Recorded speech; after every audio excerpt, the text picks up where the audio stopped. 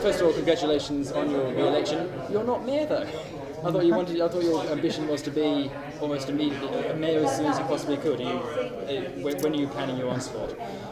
Look, I've made no secret of it that I want to try for mayor, and next year is going to be my year. I am very, very conscious that when I got onto council, it was for the community, and this is about what's best for the community. And we have this year spent a lot of time, a lot of energy, all the council, not just myself, but the mayor, myself, the rest of the councillors, on getting policies looked at, getting to a stage where we're now ready to start kicking some goals, and I think that's not fair to have Murray do a lot of the hard work as the interim mayor, and then have to have the fact that I step in and take all the glory. I think we've also need a good, tight consistency in what we're doing, and I think to do that we've shown that tonight, as Joe indicated, by making sure that we've kept our committees pretty much the same as they were, and we've wanted to keep the mayor and deputy mayor the same because we've got a fantastic team of councillors. They've all got skills and expertise in different areas. We work well together, and that's what it's all about.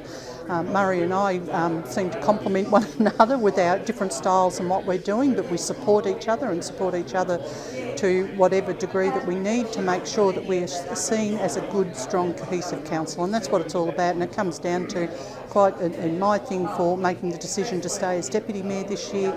It was the best outcome for the community at this point in time, and I think, and not to say that I wouldn't have been able to do the job. It's those consistency of the committees that we work with. The mayor works on different levels through other committees, and I go off on other ones that I work, as do the other councillors. So it's making sure that we've got some consistency. Election coming up next year, so we're after money, and obviously the mayor's been in with Helen and that, making sure that we're in with a good chance for the priorities we want for our council.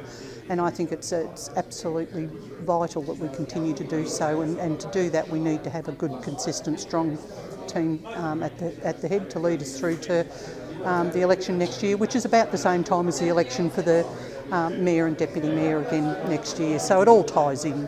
You mentioned there that you're in at the very start of that. You mentioned that you're in for next year. It's already decided, is it? Or no, don't get me off. Look, today wasn't decided until we sat down here at the table. So, and that's one thing that I have to say that is a strength of this council. Nobody knows how anybody's going to vote until they sit down, and you can sweat away on whether it's the election of the mayor and deputy mayor, or it's a item that's coming up to council. Until we've heard all sides, all parties, we don't make a decision, and tonight's no difference. And as for next year, I don't mind putting my hand up and saying, yay, I'm determined to try and get in there next year, and I will be lobbying. They already know that I want to have a go next year. So it's not something that's decided, because we've got 12 months to go, and a whole lot could change in that amount of time. But I am certainly going to be in there with a strong force next year, and Murray knows that as well. So, what are your, if you can list your three major priorities for this term, for this mayoral term? What would they be for you? Well, the biggest one I have is always been community engagement, is getting our communities to step up to the plate as well. How are you planning to achieve that? I really want to get out and look at ways to actively engage communities in a lot of different manners. It's something that I've spent 35 years engaging with communities in different ways.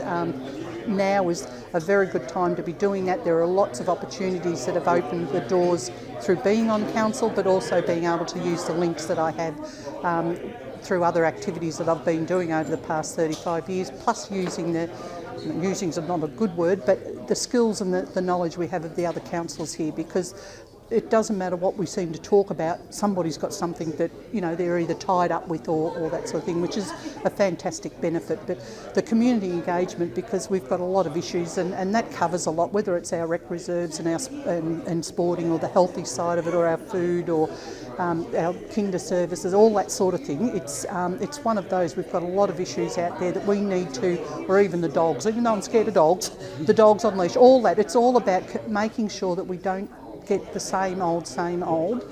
And I don't mean that terrible when I say that, but we need to engage further with the community and get out there, use our links and make sure that we're getting great feedback back to what we're wanting to achieve. And when people ask us a question, we can say, well, we have consulted with the community. We have got, instead of the half a dozen, we've actually got 600 back on something or more, depending on how, you know, what the issue is. So it's very important that we've got a lot of policies that are now hitting the ground that we really do need to have to make sure that it's what the community needs more than what they want, because there is a difference between those two, and it's really hopefully coming up with the community participation, those needs, so that we can go into the future with our long-term financial plan and planning and the different things that we're doing like that. So the community engagement has a lot of things underneath it. The roads and drainage are always one that's a big one with me, because I think we all drive over a road, or we've got water that's flooding onto it for different reasons. So I suppose, you know, there are a couple if you talk at it, and I don't know if there's a third one. I would think would be making sure that we continue to develop the good, strong council that we've got here.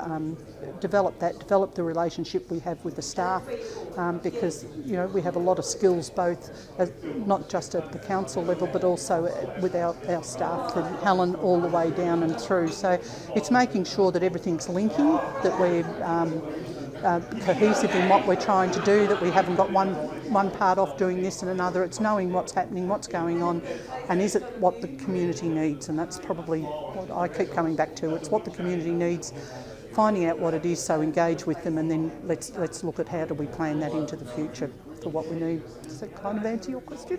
Thank you very much.